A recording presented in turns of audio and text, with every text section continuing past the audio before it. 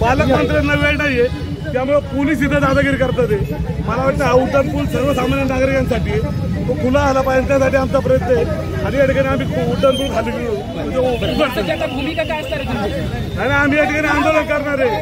जोपर्यंत उड्डाण पूल सुरू करत नाही, आपण शेतकऱ्यांना जाग येत नाही, सत्ताधाऱ्यांना जाग येत नाही, या ठिकाणी पालकमंत्र्यांना मंत्र्यांना या ठिकाणी वेळ नाहीये. म्हणून शेखर रोडच्या सर्व लोकांना इथं कुठेतरी वेटिंग धरलं जात आहे. मला वाटतं उड्डाण पूल सुरू आला पाहिजे. मुख्यमंत्री म्हणतात पाऊस आहे, काय शेखर रोडच्या नेमकं नुसतं एका ब्रिजनी नाही ना प्रश्न सुटत. आता धायरीच्या सगळ्या लोकांना यायला 2 तास लागलेत. काय अंतर आहे इथून Pune municipal corporation to Dhayari? काहीच अंतर नाहीये. 2 तास लागलेत आमच्या सहकार्यांना यायला. आणि रोजची कथा आहे हो. आणि सांगून थकलो आम्ही, आंदोलनं करून झाली, मीटिंग्स घेऊन झाल्या, काय करावं आता कळेना.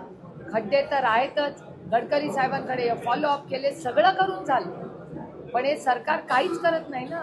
दुर्दैव आहे की हे सरकार प्रोडक्टिव्ह काहीच करत नाही. नुसते पक्ष फोडा, घरं फोडा, आता वॉर्ड पण फोडा, सगळं फोडाफोडीचं राजकारण एवढंच करतात. सत्तेमध्ये येऊन बसत्या तुम्ही करणार काय लोकांसाठी?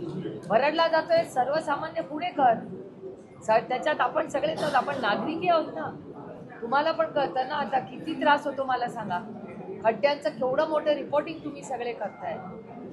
हे दुर्दैव आहे की एवढा टॅक्स आपण भरतो, एवढी मोठी सत्ता त्यांना आहे, पण त्याचा सर्वसामान्य माणसाच्या आयुष्यात काहीच बदल होत नाही, कुठलीच सुधारणा होत नाहीये. आणि टॅक्स काय कमी होत नाही, टॅक्स वाढतच चाललाय, महागाई वाढतच चालली आहे, बेरोजगारी वाढत चालली आहे. भलं कुणाचं होतंय हा एक मोठा प्रश्नच आहे ना.